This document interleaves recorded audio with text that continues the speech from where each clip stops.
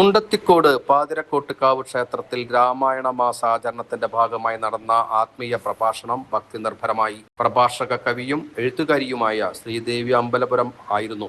പ്രഭാഷണം ആസ്വദിക്കാനെത്തിയ ഭക്തജനങ്ങൾ ക്ഷേത്ര നടപ്പുരയിൽ തിങ്ങി നിറഞ്ഞു. ക്ഷേത്ര ഉപദേശക സമിതിയും കണ്ണകി മാതൃ സമിതിയും നേതൃത്വം നൽകി. എന്തുണ്ട് ജീവജാലങ്ങളുണ്ട് ഭൂമിയിൽ. അതിൽ ഏറ്റവും ഒടുക്കത്തെ ജന്മമാണ് നമ്മുടെ മനുഷ്യൻ്റെ. അപ്പോൾ എത്ര ശ്രേഷ്ഠമായതാണ് മനുഷ്യജന്മം എന്ന് ആലോചിച്ച് നോക്കൂ.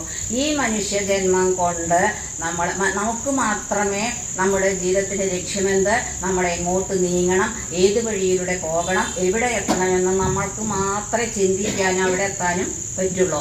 ഒരു മൃഗവും ഒരു പക്ഷിയും ഒരു ഉരകവർഗ്ഗങ്ങളും ഒന്നും തന്നെ അങ്ങനെ ചിന്തിക്കാറില്ല. അവർക്ക് 2-3 കാര്യങ്ങളേ ഉള്ളൂ: ഭക്ഷണം കഴിക്കുക, ഉറങ്ങുക, മൈഥുനത്തിൽ ഏർപ്പെടുക. അതിനപ്പുറം മറ്റ് ജീവജാലങ്ങൾക്ക് ഒരു ലക്ഷ്യമില്ല. നമുക്കാണ് വിവേകം തന്നിരിക്കുന്നത്, ചിന്താശീലം തന്നിരിക്കുന്നത്. അപ്പം അതുകൊണ്ട് ചിന്തിച്ചിട്ട് നാം